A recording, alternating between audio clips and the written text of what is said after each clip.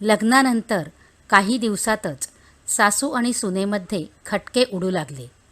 सुनेला वाटायचं सासू सारखी चुका काढते, तर सासूला वाटायचं सून ऐकत नाही.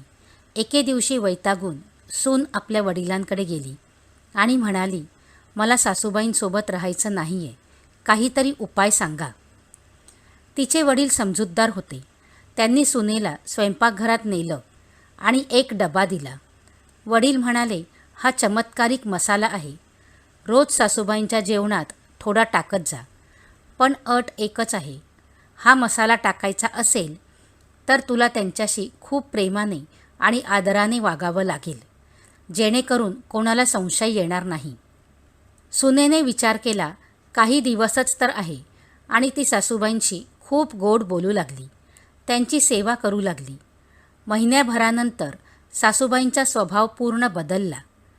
त्या सुनेचं कौतुक करू लागल्या, तिला मुलीसारखं जपू लागल्या.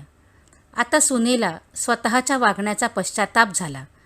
ती धावत वडिलांकडे गेली आणि म्हणाली, बाबा, तो मसाला थांबवा, मला सासूबाईंना गमवायचं नाही आहे.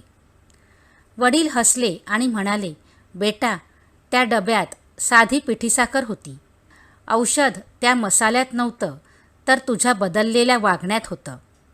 तू प्रेमाने वागायला लागलीस आणि समोरून तुला प्रेमच मिळालं. नात्यात कटुता आली की समोरच्याला बदलण्यापेक्षा स्वतःच्या वागण्यात प्रेमाची साखर पेरून पहा, नातं आपोआप गोड होईल. कथा आवडली असेल तर व्हिडिओला लाईक करा, शेअर करा आणि कमेंटही करा. आणि आपल्या चॅनलवर नवीन असाल तर चॅनलला सबस्क्राईब करा. धन्यवाद.